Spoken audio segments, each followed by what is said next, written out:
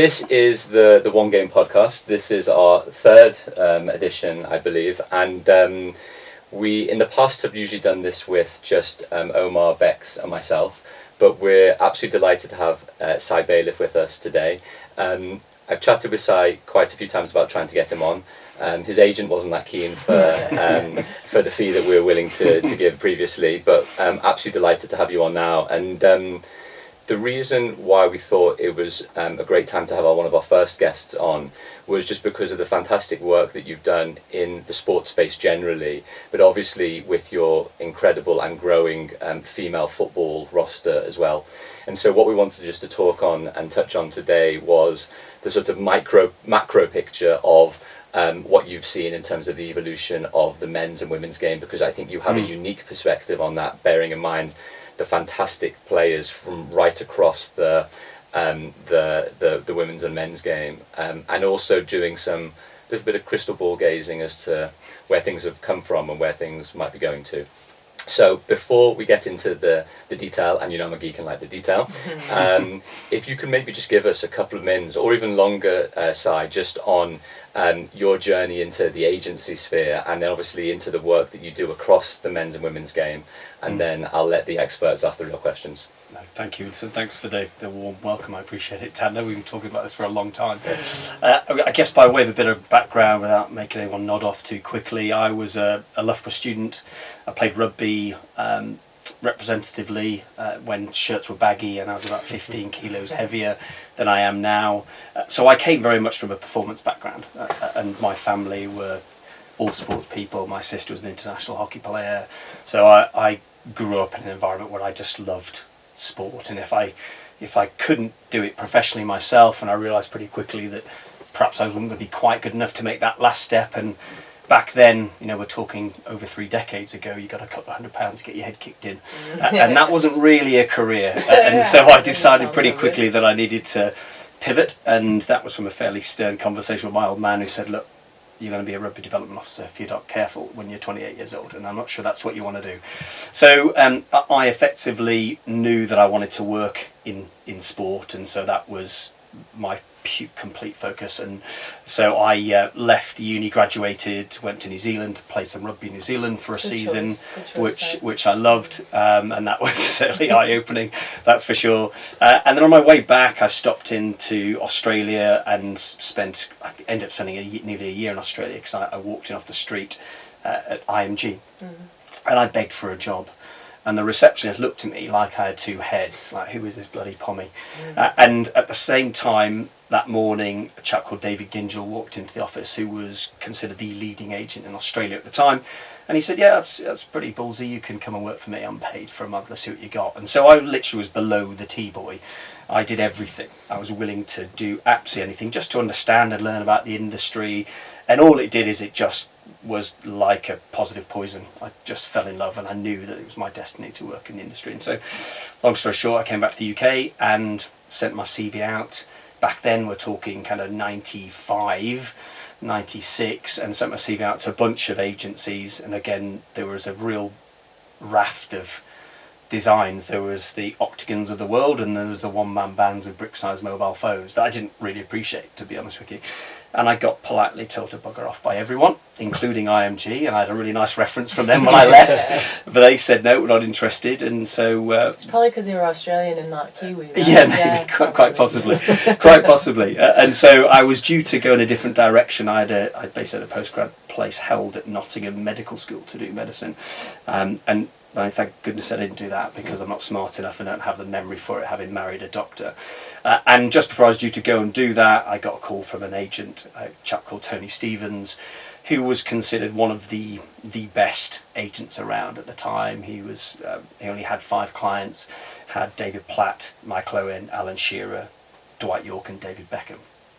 And I've heard of it. Yeah, you may have heard a couple of those. Yeah. But he was really big in marketing and really big in image rights.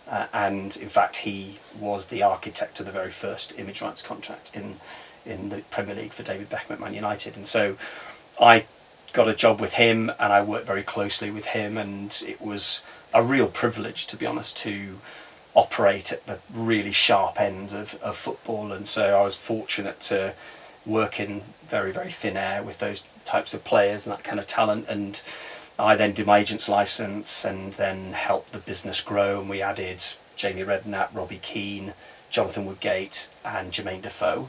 And that was kind of our little group. And so effectively we operated very much with a business model of small numbers, really high quality, lots of commercial work, lots of rights and image rights work, which was great, and I loved it. And then we just got acquired by bigger and bigger American businesses until eventually we landed at Wasserman. Tony then retired, and then I kind of continued working with David Beckham and Michael Owen and Alan Shearer and those guys, and then added Jack Wilshere and Nathan Redmond and Julian Lescott. But then I started branching out into other sport because I love sport basically, and so I then started working in triathlon, and I worked with Sir Mark Cavendish and worked with Daniel Ricciardo in Formula One, and just kind of continued to identify world number ones, twos and threes in individual sports that I just got really excited about, and I felt I could really add value to them in terms of growing their commercial portfolio. So, and then literally to the day, it's our 10-year anniversary today. I left Wasserman. I was a senior vice president at Wasserman and left and set up ARETÉ, and that was exactly 10 years ago. And so we work in talent, work in partnership sales, work in content, and work in, I guess, sponsorship rights as well. So.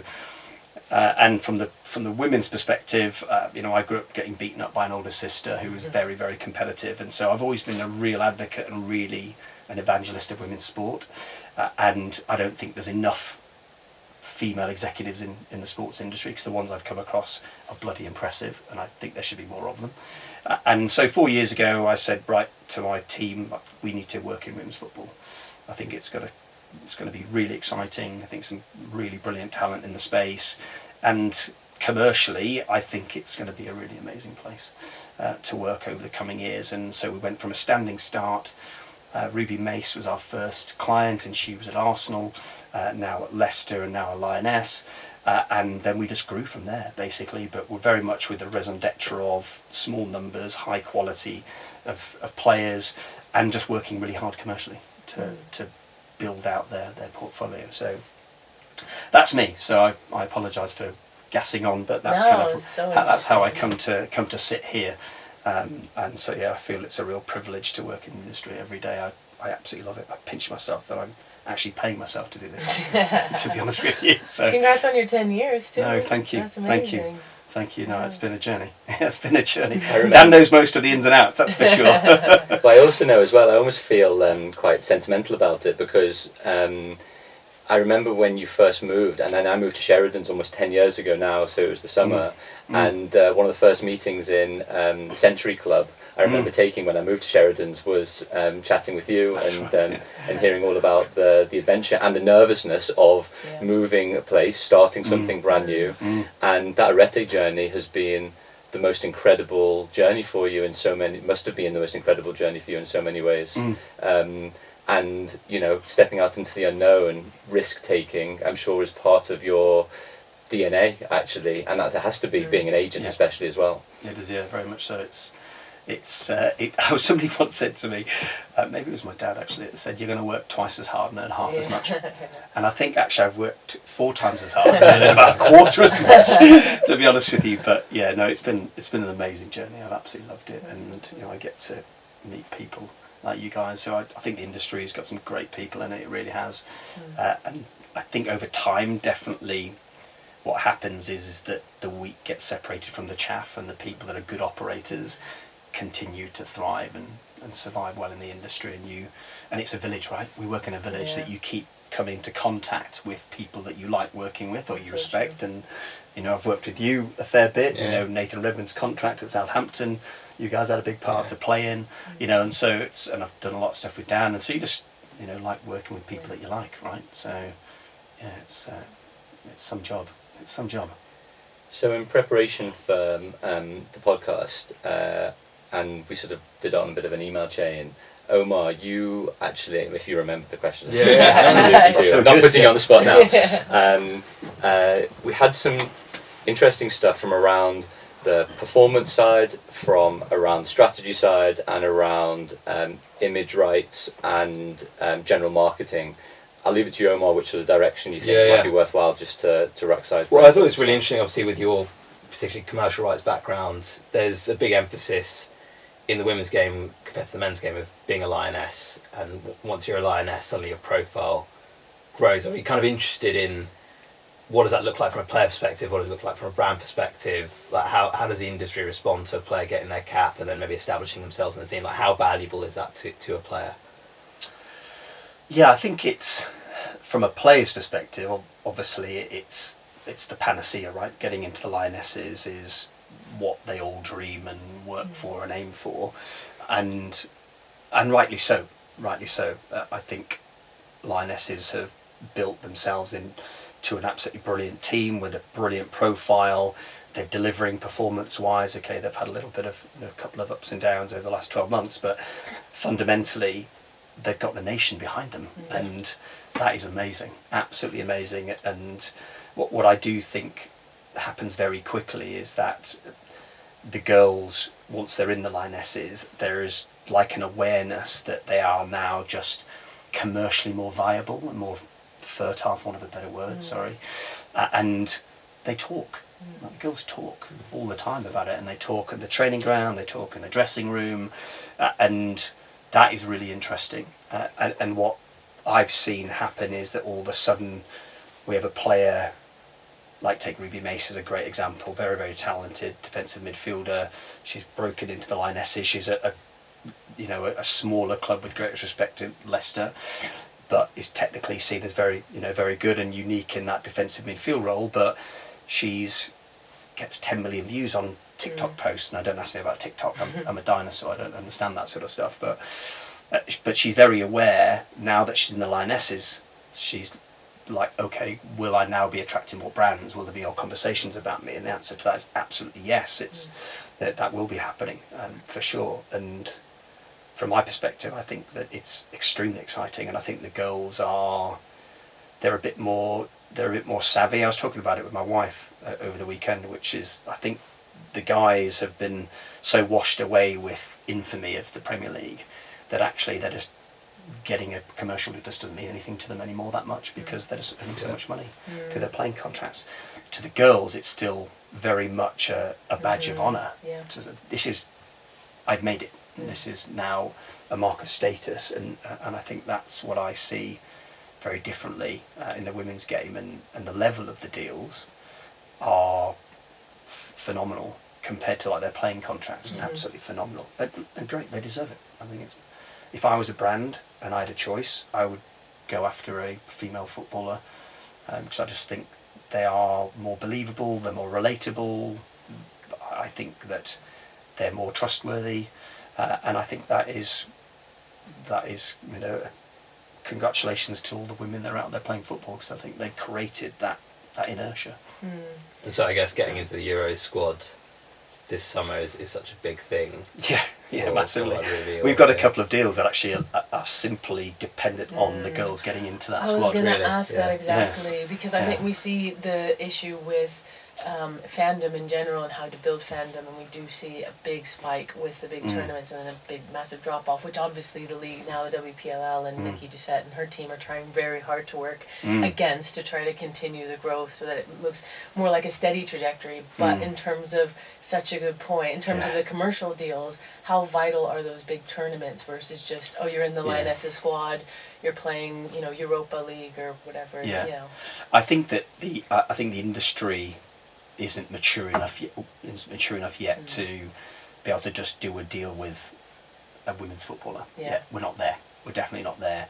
I think right now the low tide mark is, are you a Lioness? Once you're a Lioness, that then opens up a number of conversations, commercial conversations for you. If you're not, then it makes it very, very difficult. Of course, there's endemic conversations with your Nikes and your Adidas and things, which will always go on for the top players. But outside of that, if you want to move the needle and do some non-endemic things, then fundamentally you've got to be in the Lionesses, and being in the squad is helpful. But obviously, if you become a regular starter, then clearly that's where you are really moving the needle, and you see that with the Leah Williamsons and the Rousseaus and things of the world who are, absolutely smashing it, and good luck to them, rightly so. Yeah. We had a debate last time around, like you talked about there, about endemic brands, if it's Nike or ARETÉ or Puma or New Balance, around the restrictions that they usually put in the types of contracts, be it men or women, and whether actually, for whatever reason, either the endemic brands need to be a little bit less restrictive, or the agents of those players need to be a little bit more bullish in pushing back harder on those restrictions for the sake of, if it's a 10 grand deal or a 20 grand deal or a 30 grand deal, because those non-endemic brands are coming into the market now and actually looking for those bigger deals, which actually might actually eclipse those endemic offers.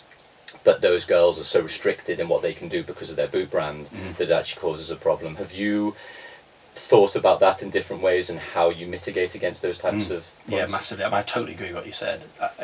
It's really interesting is that you almost, like, you go through the motions when you're doing a male football boot contract, because the realities are, if you look at the England squad right now, how many of those players have got non-endemic deals? Not many at all, not many. But when it comes to the girls, it's far more important to make sure those contracts are lean, like really lean from a rights perspective, because something could come up that you least expect, because brands are just so much more interested in the girls, and more variety of brands too, way more variety of brands, and that for me is like exciting. That is what I get out of bed for, because I think that's the really interesting, that's the rub right in our industry, is like, how do you then find a way to build athletes into standalone brands? Can you guys explain that a little bit? Because I think, like, we understand what we're talking about, but what does that mean specifically? So you get a brand deal, and that will include, like, watches, sunglasses, right? Like, can you give some examples of what you've seen? Yeah, I mean, typically it's a bit like the Coke and Pepsi war. They kind of both know what they're doing, and once somebody drops their price, it's classic economics, right? And so Nike inevitably find out what Puma and Adidas and Skechers and New Balance and are doing, and fundamentally what the brands are trying to do is they're trying to sign a player and cover off as many rights as they possibly can in the contract, because it then just protects them. And so they'll include sunglasses, they'll include wearable tech, they'll include body skin, all sorts of different categories, and what an agent's job and and obviously the lawyer in partnership with them is to make sure you restrict it as much as possible and you keep it as lean as possible. So it is very much, this is about performance and it's about wearing your boots. Outside of that, then that's not your wheelhouse. So stay in your lane, very much so. And I think it's even more pertinent and important with the girls than it is with the guys. Because, like, literally to your point, I was walking down Regent Street, I think it was, and I looked to the left, and at the Ray-Ban, it was Oakley, was Alexia Putellas, like, outside the massive Oakley huge face, and there all of us stood and we just went, oh yeah, like finally, you know. Awesome. But that's a great point, because Adidas, Nike, they all do sunglasses, and if you had not caught that as her agent, she wouldn't have that massive deal with Oakley. Very much so. It's as I said, I do think it's even more pertinent now with the girls, because they're just rising at such a rapid rate, and there's interest coming from all sorts of quarters, and protecting those nil rights are going to be even more important as we get more sophisticated.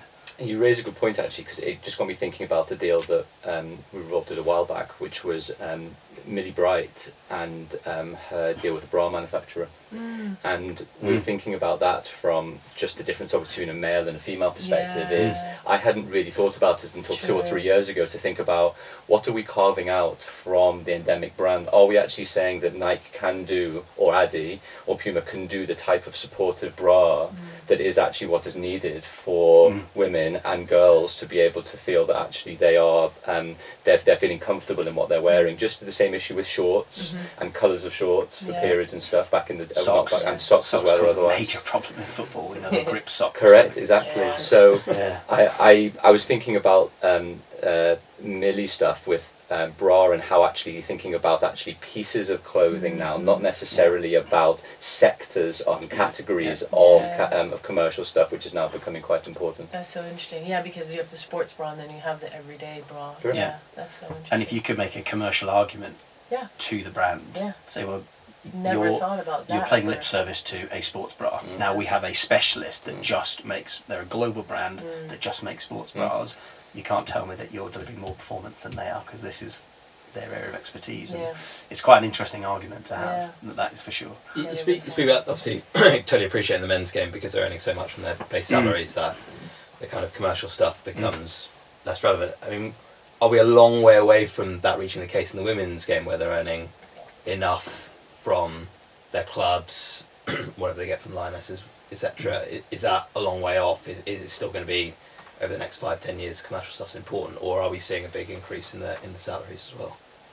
No, I think we're definitely seeing a big increase in the salaries for the right players. Yeah. And I think that train's going to keep on charging down the track, and I think the challenge is multifaceted, right? There's been a big new TV deal, which is important, 65 million, Sky and BBC, which I think is massive for WSL.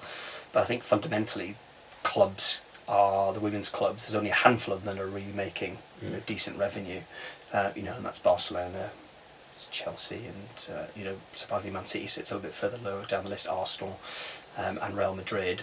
But outside of that, they still are needing a lot of support from the men's side of the game, and so there's still a long way to go. But it is definitely rising at a fairly rapid rate now, and I know some of the figures that, for example, because I've had a close relationship with Pepsi for a number of years for kind of former dealings, and the numbers that Lee Williamson was getting from them was not a million miles away from what the men were getting, and rightly so.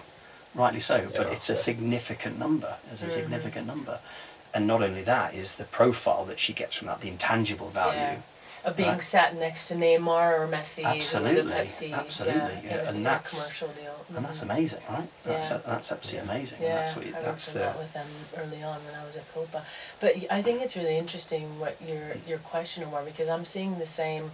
And I think there's a difference in the women's game versus the men's in the pool, the selection of players. I don't know, so it'd be really interesting to hear your thoughts on that. But we're seeing there's still only a small group of really great players who are getting really good deals, and most of them are on the national team. Whereas I think you're seeing in the Premier League, everyone who plays in the Premier League makes a ridiculous amount of cash, right? But really, there's like a small group of pool of players that all the clubs want, and I think that's where we're seeing a development. You talk about this too, don't you, Dan? Because your girls are playing; they're footballers. Go girls. And they're, how old are they again? They're 10 and 9. 12 and 9, right? To get that one right. You get in trouble. Sorry, help. You might want to edit that one part out. But we're seeing more girls coming to play, and then you get the talent pool is bigger, and so I think that's the only way you're going to get the salaries increasing, because there's still too few players that are playing, and there's still too much competition for the same number of players. But I also think that there's not enough money in clubs, because they are still, there's a huge problem. There's a systemic issue that the women's clubs are still stuck under the men's. Because they're still so reliant on that. They're not resourced properly when they're under the men's umbrella. And so, that's some of the work I'm doing now, is trying to look to lift some of those clubs out, buy them separately, put them together in a multi-club sort of, where you can get those synergies across, the economies. A bit like Chelsea done, right? They've obviously moved themselves out from underneath the men's. They're now open to far more investment.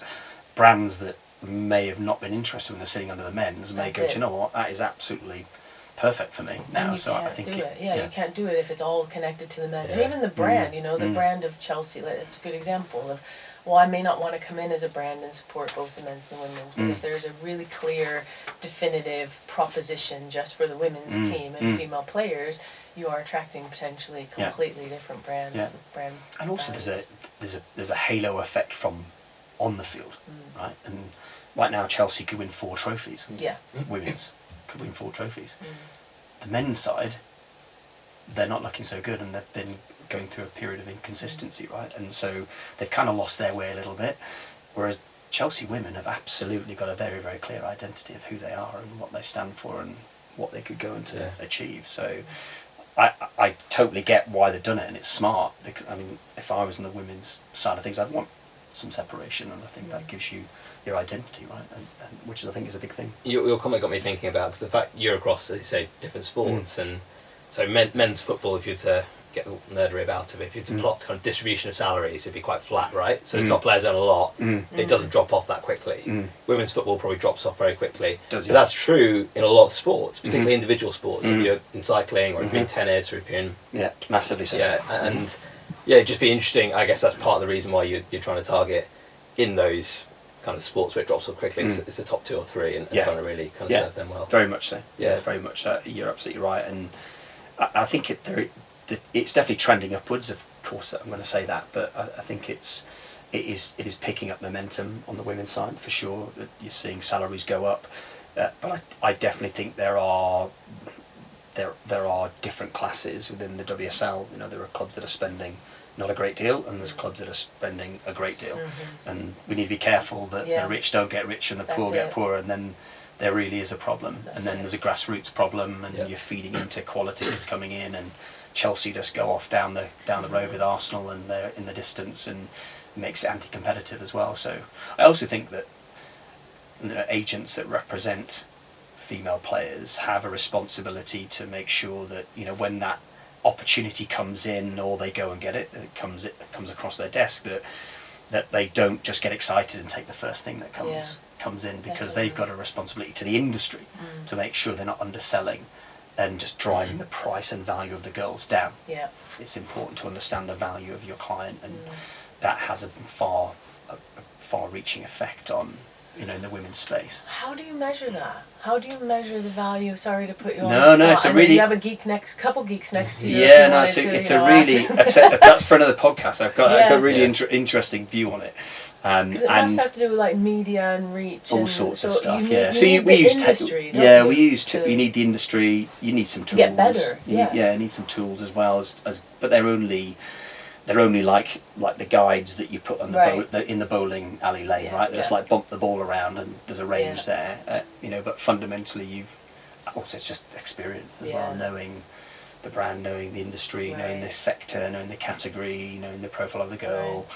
But you've got to be realistic. It's not like saying put 100 grand on a deal that's actually worth 25, because that then just pushes it to somebody else, which is fine as long as it stays in the industry and stays with a girl, and doesn't go to somebody else. So it's a bit of gumption and a bit of swag, a bit of and the price is however much someone is willing to pay. Correct. In some ways. Correct. And you've got to get the balance right, because if you get it wrong, then they'll just move on to another girl, and you'll miss that opportunity. But if you've got the right girls, then the brands want the right girls, and so the appetite will stay there, and it's finding that balance. And surely it would be helpful for you guys and for the players as well, the more investment you have at not the top level, right? Not the Chelseas, because that's where everybody is going. Everyone's trying to fish in the same tiny pond. You have more investment in, let's say, clubs like Leicester or West Ham, or even some of the championship like Charlton Athletics.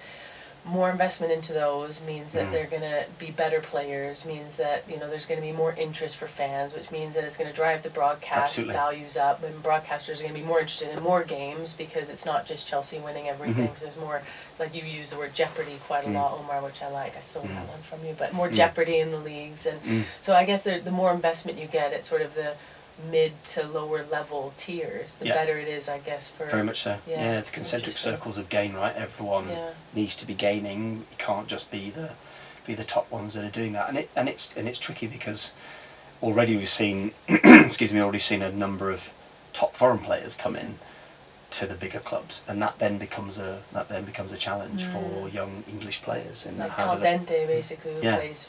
You know, and how does your player get in and play? I mean, I've got a really good example that is live right now. She's had a pretty big week, Aggie Beever-Jones. Yeah, she has. You know, she's had an amazing last 10 days. But genuinely, there's been conversations over this season along the lines of, do I need to get out on loan and play so I can get more match minutes? Because she's hungry to play. And that's a very tricky conversation to have, because you're talking about arguably the biggest women's club in the world right now, Yeah. and she's a lioness, and definitely one that's going to be around for a long time. She's only 21 years old and is a very talented, very eloquent young woman, and she's just hungry to play. And what do you say to her? Do you say go to a lower level club and get more match minutes, but then you don't play in an FA Cup semi-final, Yeah. and you don't play in the Champions League game? With the big And media yeah, eyeballs very on much you. so. And that then obviously comes with the commercial pull. Yeah. You know, you're playing higher profile, more brands are interested in you, and so it's a much bigger conversation. So it's tricky. That It's a is tricky landscape for Yeah. sure. I saw that she had like more goals for Chelsea than what was it? You know her stats. She's It was fantastic. Yeah, I mean, the she's in percentage terms she's of playing like and scoring. goals per minute Yeah. is like is incredible. It's probably the best in Chelsea, Yeah, wasn't it? Is, it? yeah, it's Like, one of the best in one the of league. best, yeah. She's phenomenal. Fantastic. Really phenomenal. Yeah, it's such a good conversation. Could I ask about then the crossover? Because one of the things we talk about a lot on the podcast is obviously the differences, distinctions, similarities between the games. Is you're obviously known for decades on the men's side, and obviously working on really high profile, pressurized deals both on and off the pitch.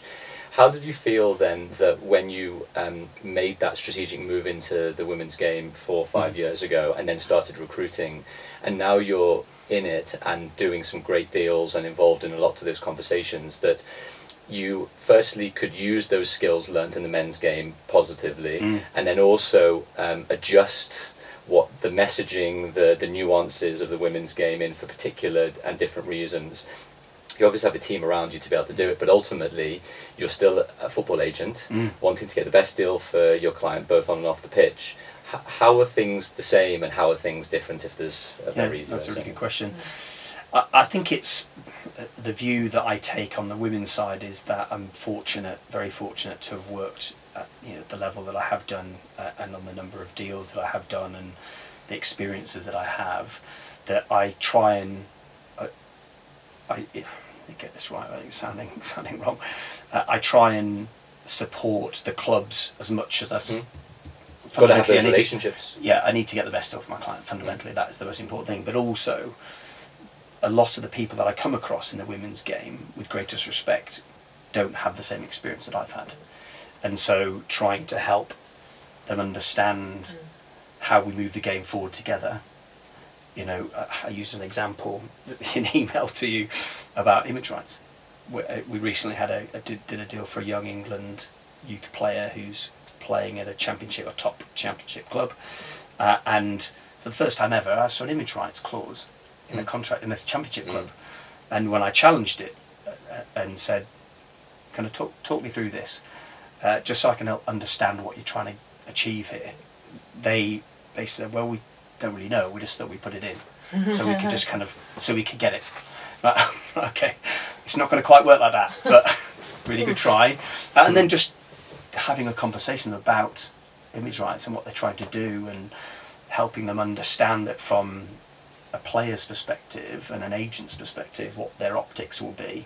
So a rising tide raises all boats, right? So if collectively there are other agents out there that have worked in the men's game that also work in the women's game, and there aren't many because commercially very different to game the women's than there is in the men's, then I think it's kind of on us to help share just experiences and help clubs understand some things that are happening in the men's game that could happen in the women's game. Now, not everything can, of course, but fundamentally helping them understand that, look, here's a nuance that you didn't think about. What about trying this? So just going at it with a very much an open mind, but with a solutionist mindset to say, right, okay, this is where we need to get to, this is where you're at, why don't we look at it this way? And often I'll get some quite refreshing responses. Oh, I kind of never really thought about that. And I'm not a rocket scientist, so it's nothing that's reinventing the wheel. It's just trying to find a way to help get value for club, but also primarily get value for client, which is important, and find a way through that, basically. Do you mind if I ask? Image rights, I think, is a really interesting one, and I love it. And I imagine there are quite large differences on the men's and women's. Can you just go into that a little bit more, because I think it's sort of where it's the sophistication of the market that we haven't seen yet on the women's side. Yeah. I think, but very much so. Yeah, we'd love to hear kind of. Yeah, no problem. I think that there are certain clubs that, like Arsenal, for example, on the women's side, who are really mature when it comes to image rights, especially their female athletes, and effectively what that means for people that don't understand, image rights. And I'm not a lawyer, so you can correct me and get the legal parlance right, but this is my commercial. Longer than me. No. Yeah, it's effectively where the club will pay the athlete a fee. Generally, it's a percentage of the total value of what the athlete is, and that will give the club certain rights for them to market that player as an individual, because fundamentally it's a proprietary right. You own your own image rights, and you own your own image and your name and your likeness and all of those other things, and therefore for a club to use you on the side of a sports bottle or on the side of a pencil case, they would need to have done an image rights deal with you as an individual. And so they're two separate contracts: your playing contract, your image rights contract, and they're both very clear.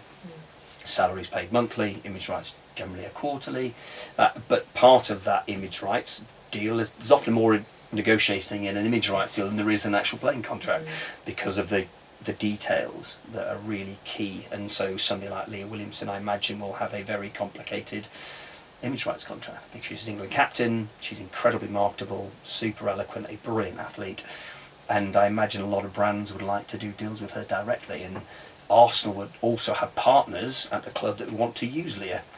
Now, they can't roll Leah out for every single partner at the club. That can't work, because that blocks her from... They get rolled out with Renault in a club promotion, then she can't go and do a deal with Ford. So it's a really interesting area. I absolutely love it. It's my... I'm so passionate about it. But also, it's a really interesting way for women to elevate themselves and become standalone brands, and that takes some real nous and some real thought as to who you align with, when you do it, what's the size of the deal, for how long, why. I mean, people often laugh about why we did Brill Cream with David Beckham, and the reason why we did Brill Cream with David Beckham, because it was a brand that talked to the common man selling in the stands, that working class, worked every day of the week to try and afford to go to Old Trafford to watch Man United play. And so we needed a brand that was going to talk to that individual. And so that's why at that moment in time, Brill Cream was a really good partner. And again, so there just needs to be a lot of thought. It's not just about taking anything that comes your way. It's, do you know the values of your athlete? Do you understand who they are, what they want to be, and what their flight path is, and then making smart decisions around that. But yeah, it's really interesting world. That is really interesting. Yeah.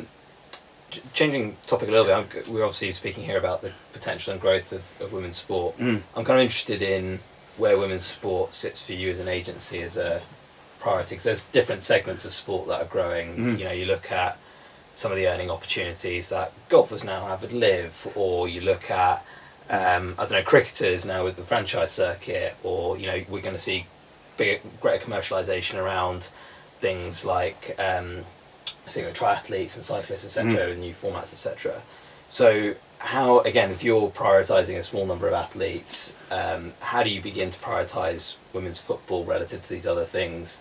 I'm just curious where it sits in the overall ecosystem. Yeah, a really good question. I guess it depends at ARETÉ, it depends on who you're talking to in the business. Yeah. If you're talking to somebody that is head of football at ARETÉ, then their focus is solely male clients and adding to that client base with quality, not quantity. If you speak to somebody in my partnerships team, then they will say all day women footballers are far more valuable to us, because they open more doors, they have more conversations with brands, and certainly once you get past that low tide mark, once you're in the Lionesses, then it opens up a lot of opportunities.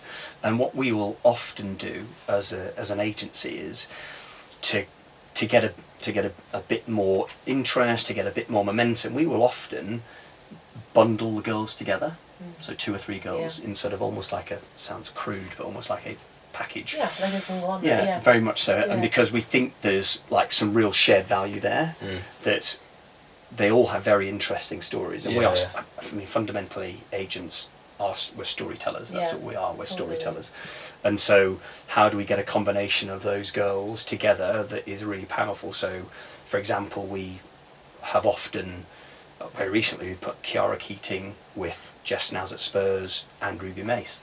Different positions, all different cultural backgrounds, all with very, very unique stories to get to the level they've been, that talk to a number of different demographics, talk to a number of different races, but also are incredibly valuable in their own right. And so we find that that is really valuable. And so there are a lot of conversations around that. So to answer your question, our partnerships guys, the Lionesses, are right up there. Literally right up there, because no disrespect to some of our Premier League footballers, but fundamentally, unless you're in the England team and you're Harry Kane and Jude Bellingham, then there's actually hardly any deals, non-endemic deals, that are going around. And so, really, you'd be amazed at how few of those senior England players have actually deals. That's Outside of their boot deals, of course. Why?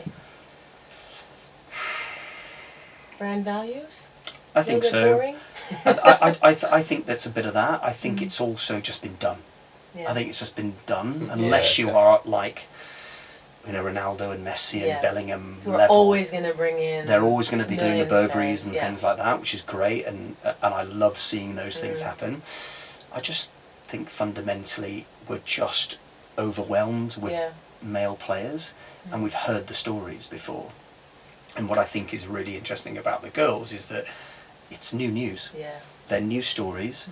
People haven't heard about them, and generally speaking, I think they're just really interesting athletes. They're eloquent. Their stories are all really against really tough backdrops. I'm not saying that male footballers haven't come from tough beginnings, but it's been sometimes much harder for girls to break through because they've had to play with the boys. Because it just wasn't there. The platform, the pathway wasn't there for them, and I think that they are just far more relatable for young women in the country, and there is a lot of young women that are piling into football right now, and they're very, very influential. I think there's so many voices in male football that I think young males find it hard to identify who's the one I should be listening to, but with young women, there's some really clear voices out there, and I think they're really interesting. That's so interesting. I think that just breaks a lot of assumptions that people have about, male players get all the commercial deals because they just have, and I hear it all the time, well, what's the ROI? What's my return on my investment into the women's game? And I'm always like, well, it's a totally different brand value that you're looking at. It's a totally different story. To your point, it's very positive. It's very inclusive. For me, it's kind of a no-brainer. And yet I still get quite a lot of people going, yeah, but the men just have a lot more fans on their Instagram or followers, and you just think, yeah, but surely there must be something more to it than that. And you're actually sitting here saying there is a lot more to that. There's a lot and more to actually, it. the money is actually in the women's footballers. Yeah. So I think that's a huge and they influence. I think what data shows, they have more influence, and they are influenced purchasing decisions. 100%. And we see that whether it's girls standing on the side of a pitch holding the same boots that Aggie wears, or that Ruby wears, or Jess Naz wears. They're hugely influential. And I think that women have more physical, biological challenges than men have to play football. And I think because of that, it almost creates a neediness to want to listen to athletes that are doing it, and somehow they're doing it, so how are they doing it to achieve and have success? And so I think girls really follow that, and I get it. I totally get it. I've got a young daughter. I totally get it. That's so interesting. I also really like the conglomerate model. I think every time I've tried to we started a production company, and rather than just having one player, we had Megan Rapinoe, Alex Morgan, we had all the best players from all the world that signed on. Awesome. And it was because and Lindsey Vonn we were talking to, because you need, when I worked with Visa, they were okay, well, who is the one athlete that we can get as our ambassador that we put alongside our male? And I'm like, you can't have one. So we created Team Visa, which was across all of. So I like that, and I just think that is kind of the model where we are now commercially. To your point, Omar, as where are we seeing the money sort of? Yeah. I think you still need that conglomerate model, which is again back to where we're trying to build with the multi clubs, is that you need multiple to kind of get that critical mass to move forward, to get more interest from people like you who are like very high quality agents who know what the hell they're doing, which it's very refreshing actually to see in the women's game, because there's a lot of people just coming in going, I'm just going to sign them all up and sign as many deals as I can, and so I think we need that critical mass. We need the money coming in that entices the high quality talent that are working with players like behind the scenes. So I think it's really interesting. I had one thought as well, which was I wonder whether on the women's side as well, the feeling I have sometimes is it's more frictionless on the women's side rather than the men's side for a number of reasons. I think one is still affordability. The girls in the women's game, even at the top level, are being, I still think, paid less than the men at the top level. Is my view to a degree. Do you mean with commercial deals? Commercial deals. Yes, that's correct. Obviously on pitch as well, but definitely off pitch. I still think. I also think the opportunity cost is a lot higher on the men's side, as you said. They're getting paid so much anyway. Is it worth? There's always a is it worth my time argument. That's obviously is filtered from the agent first, and then it's filtered into the player. And I also think there's a third thing on the image rights stuff, which is a lot of the bigger clubs on the male side are taking a proportion of the men's of their men's image rights individual deals as well. So it makes it even less attractive if a brand is coming in to the club or the agent, and then the agent is knowing the club is taking X percentage off the deal anyway, whereas that's not the case on the women's side still.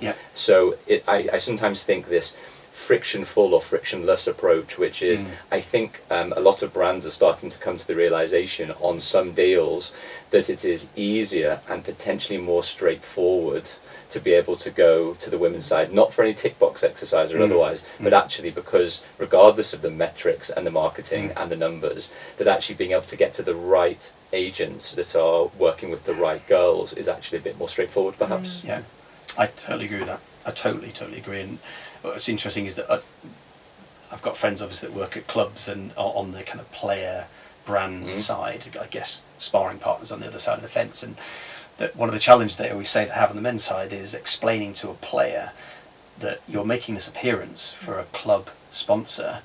And like, well, why am I not getting paid? Well, you are getting paid. That's what your salary's for.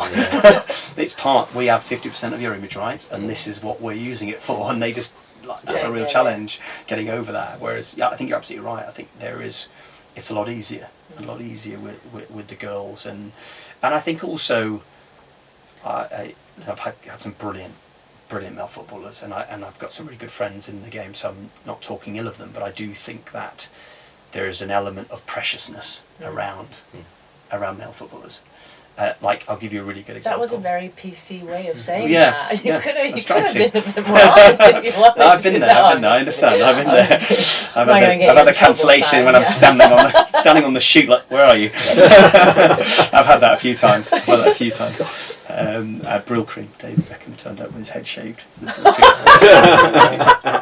That was pretty much the end of the Brill cream. That was years ago. Good fun. That was character building. Omar and I know we can have Brill cream shiny heads. We had Aggie had an appearance to make for a car partner of hers, and it was at Stamford Bridge, and it was the day after they'd lost. And whenever that happens, there's always like a oh god, am I going to get the text at 1 a.m. saying, do I really have to do this? Is there any way we can change it? And absolutely credit to her. She was there 5 minutes early, bang on, wearing exactly the right things, absolutely on brief. And I think that's just like, so that's not a black swan. She is very much an example of what we see across all of our girls. Standard. And I think that they're also, I think they're just super appreciative of the opportunities. They're still really valuable to them. Getting a deal for 5-figure sum or 4-figure sum, they still really value that, and that's great. And I hope that never goes, but I think inevitably when more money comes along, that will then the dark side then comes as well, unfortunately. And But hopefully it doesn't. Yeah, and that's what I kind of wonder, and I really hope not, because I do think that there's this element in the women's game, and having been a player myself, albeit 100 years ago, like I think there is this sort of feeling that we need to be role models for the upcoming girls, in the sense that we do need to be appreciative, and even when the money comes in and we are all multi-millionaires, it's still going to be, this is our values, these are like what we believe in, this is what we stand for, this is what the sport in general stands for. And I do think that there's an element of like custodianshipism, I don't know the word, Omar, give it to me, that we're custodians of the sport, that we want to sort of teach the young girls that, Is that too much of a pressure, though? That's the other thing as well, which is, you never get on the men's game. I know that that's the point, that it's not because the pathway's always been there in the men's game.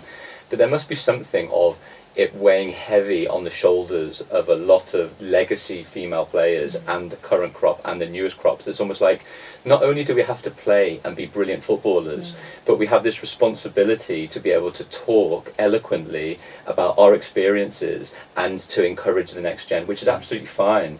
But for a lot of people, a lot of girls and women, that's a heavy load to actually keep on taking. I mean, I don't know, you guys are all parents, so is it a heavy load to kind of like teach the next generation? I mean, for me, it just feels like that's human, like that. If you want to be the best version of yourself, then we should do it. And yeah, there might be a heavier load. And are there more expectations on women than men? Probably in life anyway, to be honest. Like, I think so, if I'm allowed to be so blunt about it. But yeah, I do think, like, Birgit Prince was a good friend of mine, one of the best players in the world in Germany.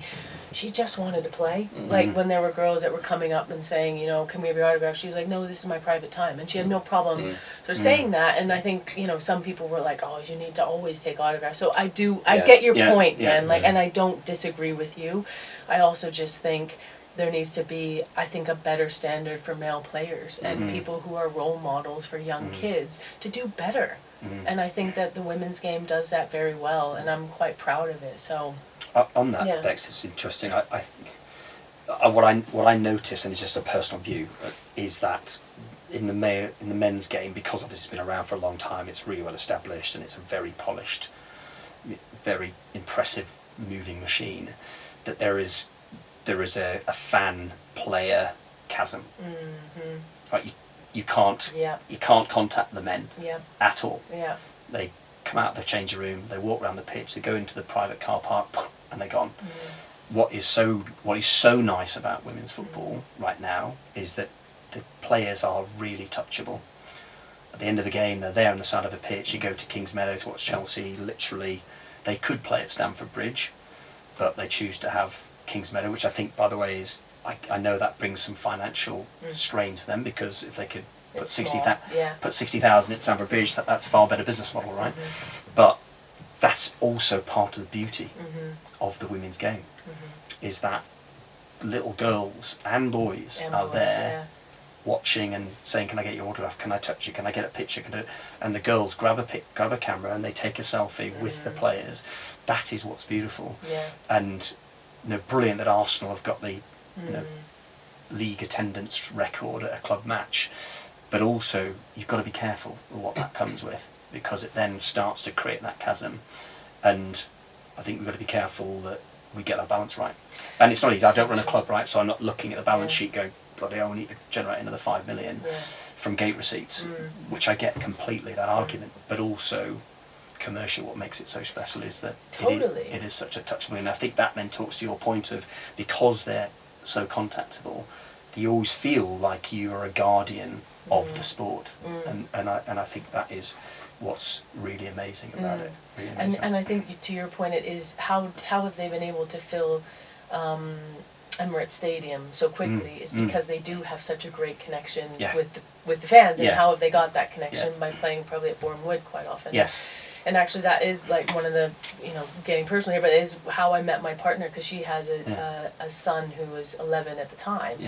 And she started taking him to King's Meadow, Yeah. and just the fact that he could talk to Magda and Pernille, and then they came over, and then when they left, he brought them flowers to Chelsea, and they remembered, and they actually sent it, and so we went to go watch them play, because now they're at Bayern Munich, and one of my friends runs Bayern Munich, so we went to go watch the Bayern Munich Arsenal game, and she came over, and she was, I mean, I know them anyway, but she came over and was like, "Hi, Bex," and then she's like, "Dex," and like really genuinely remembered him because he had brought her flowers, and it was just this really lovely, and they were like, "Oh, we need to get you a jersey," and I mean, obviously there's a connection between me and the players as well, but it was a genuine, really cool, and I think it's really important that boys are understanding these are role models as well for them. Totally. Because I do think there's like sorry to like go completely off topic and get a bit philosophical, but I do think there's like a lot of boys now that are a bit lost in terms of like what is our identity. You know, masculinity is definition of that is changing a bit, and you know, I think it's important that boys have role models that are men and women, and you know, I think that's super important too. We talk about like fandom as just young girls, but I do think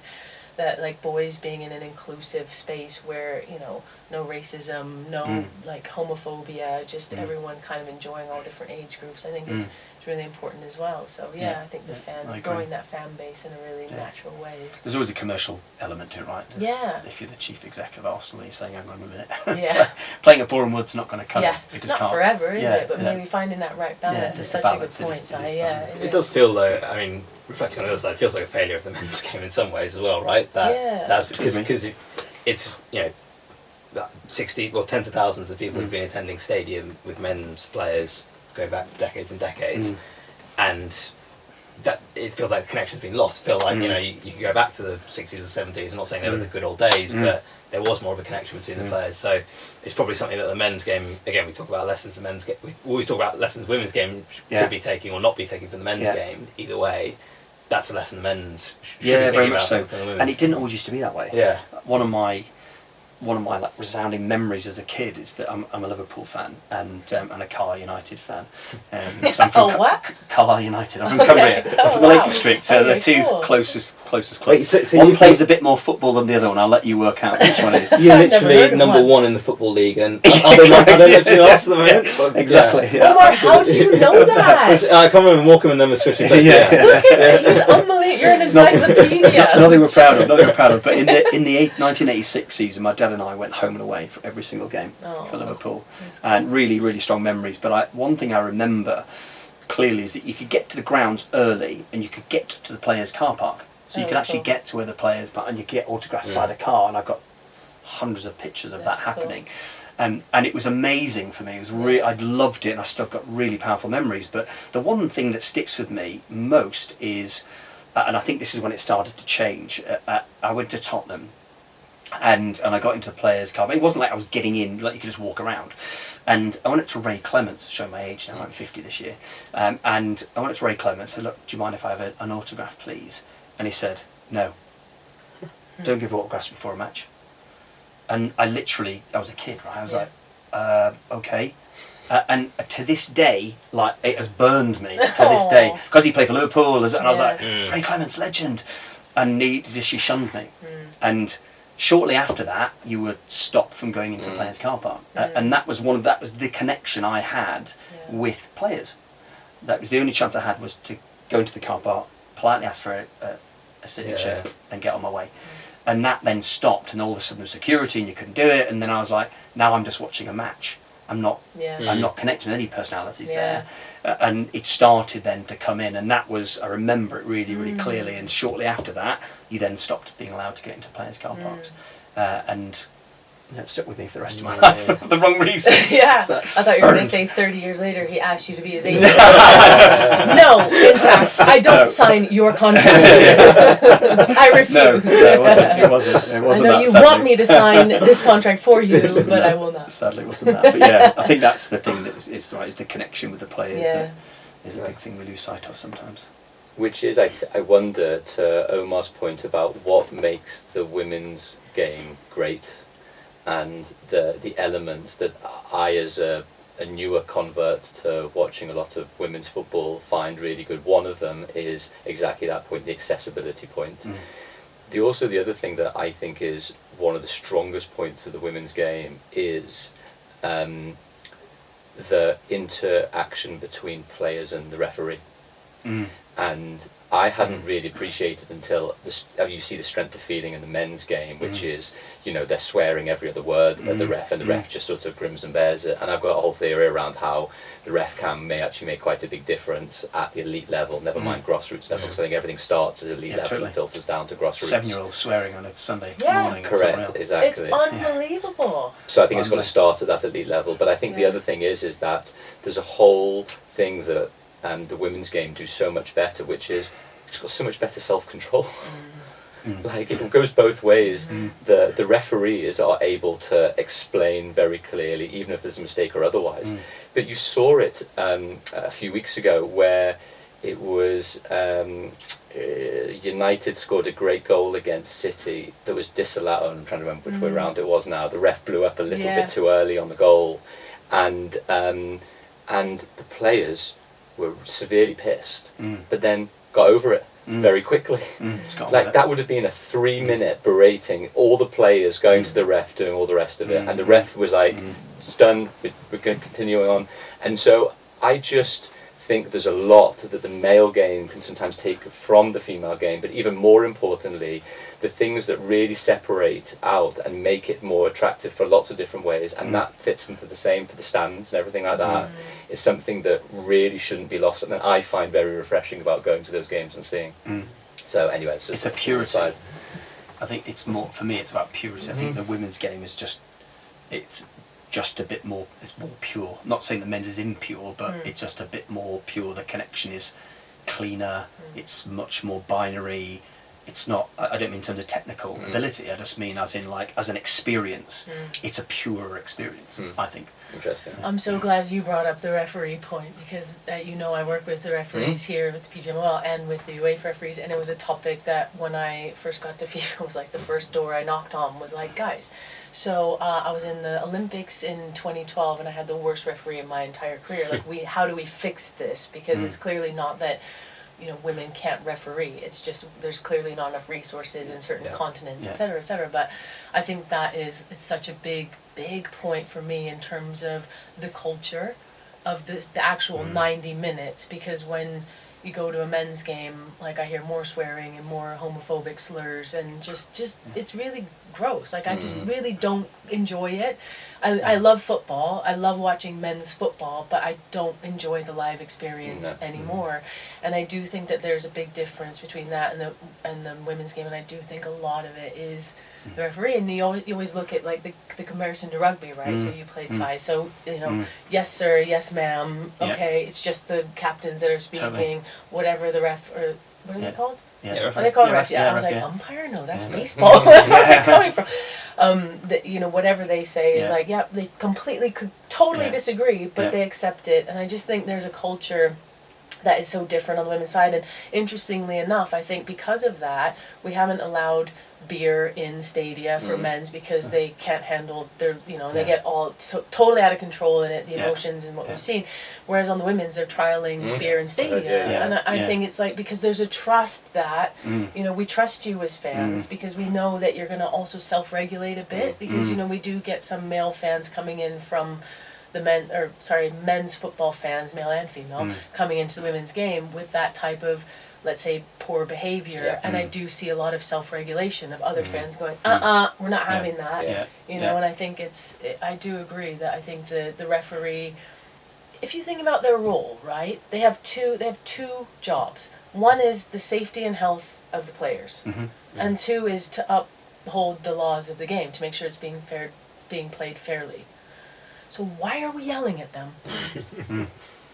I was just thinking as well. It was actually Jess Park, his disallowed goal against Chelsea was the one. but I was thinking, side to that exact point is, I've got one of the strongest views on this, which is I don't think anyone else apart from the captain in elite football should be speaking to the referee. Totally agree. And everyone's like, oh well, it's just worked in rugby because it's tradition, it's been that way for a while. But for someone that's been across both at elite level, any thoughts on that? 100% agree.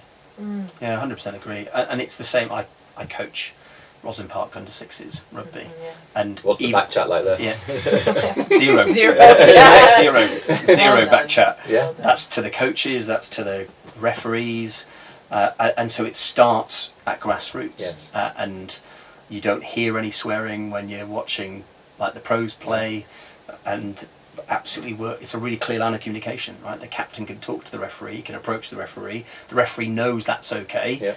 So it's an exchange of comms, right? It's an opportunity for you to say something and for the referee to comment back. So yeah, I think it's a really good way to do it, but I don't know whether the horse is bolted and how you would do that. It would be you have to go to some fairly draconian measures to bring that into line, but I agree with you. I think it's a really good culture. Do you talk to your players about culture and communication and you know how they represent themselves on and off the pitch? All the time. And, yeah, because I do All the think, time. Yeah, all the time. Yeah. And I mean, what's the framework of that? Because I do think, like, going back to your point, sorry, before you answer, jump in, but I think coaches play a really important role too. Mm. We see on the men's side, like, all the coaches are yelling at the refs, and then the players yell at the refs, and then when I go to Dex's games, he's 13, the coaches are terrible. Like, Yeah. they're yelling at the refs, they're allowing the players Yeah. on the pitch to yell at each other. And then they're like, oh, well, I didn't hear that. I didn't see Yeah, you did. Yeah. It's a cultural thing. Like, Totally. you need to control, like, you set the culture of the team. Yeah. So, but because it's so accepted in the men's game. Anyway, but yeah, back to my question. Like, do you talk to your players about? Yeah, all the time. I think for a number of reasons. One is commercially how they position themselves. You know, who do you want to be? What are your values? If that's the case, then so Ruby Mace, as an example, she loves motivational quotes. So she regularly posts motivational quotes that now she's got like a whole community following her just because of her motivational quotes. They wake up and get inspired every Yeah, day and they're by like, her oh, Ruby, quotes, we've nailed your quote today. Like, where is it, kind of thing. And so, and I said, look, if that's true to who you are and it's authentic, then just do that. Just keep doing that. But, you know, be mindful of what you're saying and when you're posting and all the rest of it. And so, yeah, absolutely, that sort of granular detail, that conversation goes on. And then how you manage interactions with teammates and with the manager, that's really important. Because I think, you know, if any of our girls are going to go on to be leaders, then they need some leadership guidance. And how do you handle certain situations? And I'm proud to say that I'm often the first phone call when something goes wrong, or when something goes right, or I've won an award or which is nice, but also something goes wrong and they just need some help and a bit of guidance on how do I handle this situation.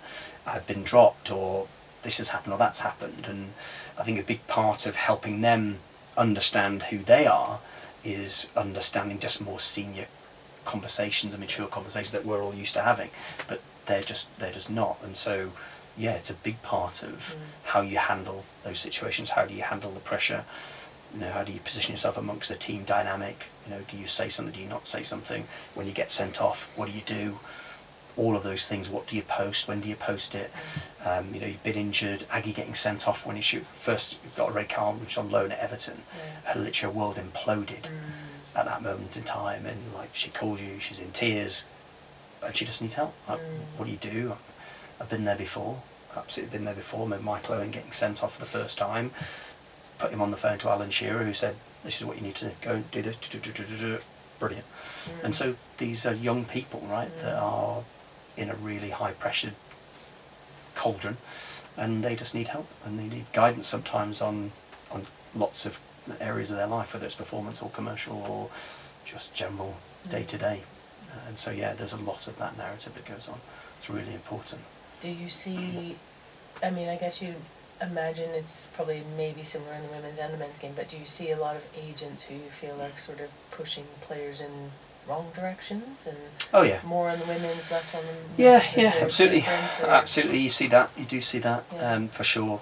And it depends on, you know, what that agent's raison d'etre is, right? What do they want to get out of the game? What's the motivation, and what are they trying to do? You know, I'm very fortunate. I've got a really well-established business that I don't need to pay my mortgage to look after female footballers. I do it because I want to, and I'm interested in the commercial space in particular. And so that's the driver for me, and that's right for my team as well, 'cause it's not just me. It takes a whole army of people that help and support. But yeah, I definitely see that, and I hear things from the dressing room. Girls will say, "Oh, I've heard this is happening, that's happening." I'm like, "God, goodness me." Okay, that's not the way that we would do it, but again, just being respectful to the way people want to operate. But yeah, I hear lots of interesting things, that's for sure, from the dressing room.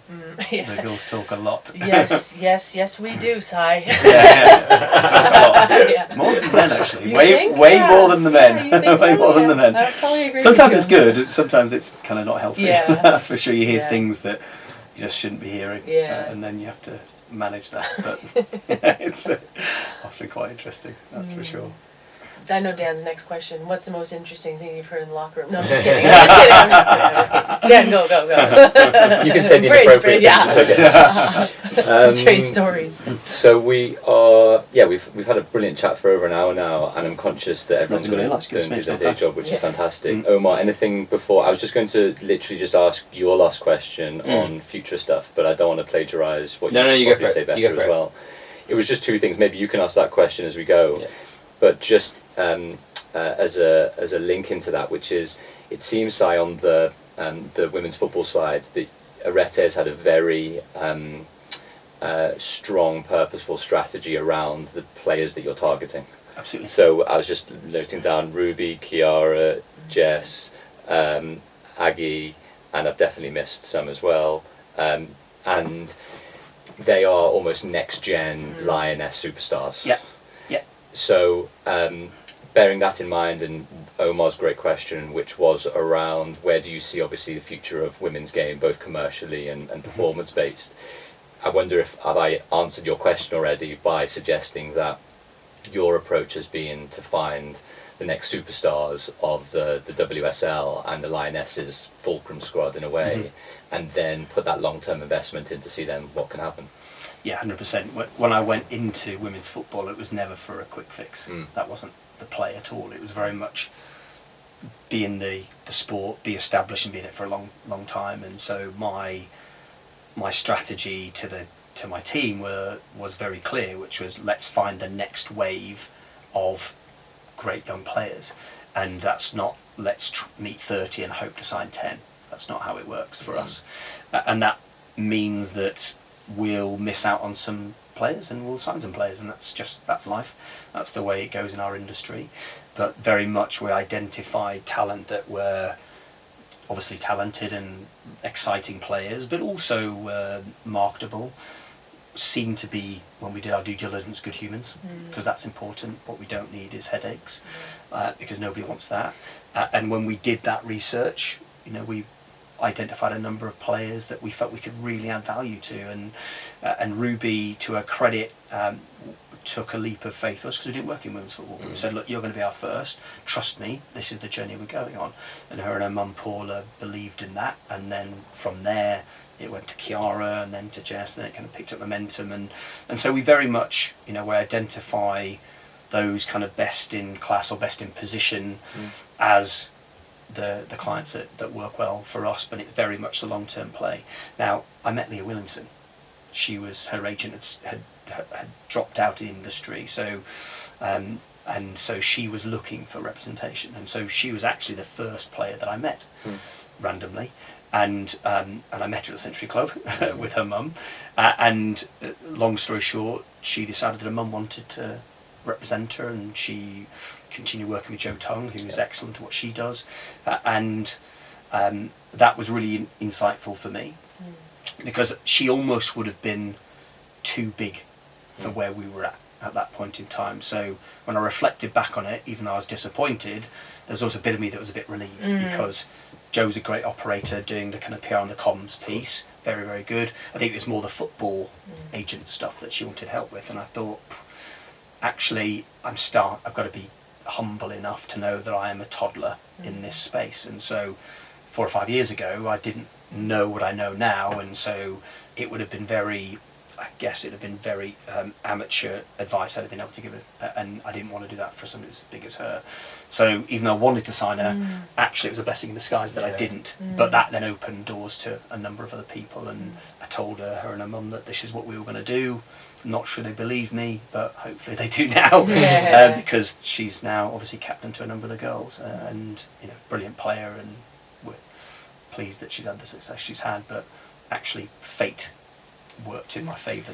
That would have been a bad call at that point in time for us. But but you're showing a characteristic too that I guess a lot of people may not necessarily connect with an Asian, the humility. Like I have to say, like it's so refreshing to sit here and hear someone that is maybe, but it is so refreshing. I have to say, like now that we're coming to the end too. Sorry, I don't mean to like jump in, but it is genuinely so refreshing because there's so many Asians that I've had conversations with, or they just don't really understand. There's parts of the game, maybe they understand the football, but they don't understand the human side, or maybe they understand some commercial but don't understand football. But it feels like you really have that sort of triangle of understanding of football, commercial, and the human side that is so important, because you are such an important touch point for players. You really are. Like you like you said, you're the first phone call when something implodes, and you're the first phone call when something is going great, probably before or after their parents. So it's so important to have the right kind of guidance. I think it scares me a little bit that there's more Asians coming into the women's game, because I do think that because the commercial value is a lot less, that you get lower quality talent coming in. So it's nice barrier to entry is much lower. Very much so. So I think it's really nice that you've been with the best of the best on the men's with David Beckham and the lot, and actually are using that, but being still quite humble in your like understanding and learning of the game, and it's really refreshing. Thank you. Appreciate it. Thanks for the chat. Brilliant. Omar, anything to finish with? I had a very last question, if you can fit it in. Of course. Which was just around this point that we just discussed. Like, do you find you need to almost hire different skill sets into your agency to handle the women's game, like because it's a different profile of players, different. Yeah, I think I'll be honest, Omar. It's a really good question, and I've been asked this once before from friends of mine. Actually, they've just been curious about the women's side of the game. I think a lot of it comes down to emotional intelligence, and what's your emotional intelligence like. And I think I'm obviously, like we all are, right? We're a product of all the people that we've ever met in the world, and you take the good things out of people, you leave the things you don't like, and that effectively assimilates who you are as an individual. And I'm a product of a big older sister who was super competitive, but very highly emotionally intelligent, and also super successful. She's one of those siblings you just want to knock out, but was brilliant at everything, and that. But also, I think coming from rugby, where the culture is very strong, but it's hugely respectful, and I think that's important. And a lot of that humility in New Zealand as well, that's for sure. And so I think being a dad, I think is a big thing as well, and that often helps balance me out massively. I've got a young daughter and a young son. I know the ages of my children. So does Dan. 6 and 8. So I think that's what it is. But I think we've got a woman called Taranay Talai, who is head of our women's kind of football, and she's really good, and understands the personal side of the game, understands the commercial side of the game, and because she wasn't a footballer, is very much learning the football side of the game, has been the last 3 or 4 years. So to answer your point, yeah, you do, I guess, but also when you're starting off, it's kind of me, myself and I, right? It's, you've got to try and work it out and understand sensitively that they are different athletes, different humans to the boys, and that's fine, because I grew up around girls, but I do think, you do need a different skill set to do it well. You can do it, of course you can do it, but I think to do it well you need a different skill set for sure. Good question. Basically, because we talk more is what your little combination sometimes of this whole sometimes actually a lot less, depending on the circumstance, right? Trying to get information out of like a player that's been sent off or has had something's happened is sometimes, because I think lads just care a bit less. So they're like, yeah, I'll tell you what I'm thinking. Yeah. Whereas girls are clearly just a lot more sensitive and a lot more mindful about what your impression of them is. Yeah. When I don't judge at all, I'm just curious to know what's going on so I can help. And if you don't tell me, then I can't help. And like getting half a story just doesn't help anyone. And so often it's quite hard to like squeeze the information out. Oh, why did you do that? Okay, why did that happen? Okay, that was what happened. Yeah. So like getting the full story is often much harder with the girls. That's for sure. So there's a lot more sweat equity in the girls, that's We're for gonna sure. make you work. But then you have moments like Aggie's had in the last 10 days, and you're like, it's all brilliant. It's all worth it, Just and brilliant. you know, it's amazing. It's I a like when privilege. she grabbed the piece of paper from the... that was so good. With the instructions, the opposing team, she just went, I'm going to have a look at that. That was so good. Great. Thank you so much for having Brilliant. me. Thanks, sir. Really Thank you. enjoyed the conversation. It's been really good. Really enjoyed it. Thank you. Thanks, Me mate. too.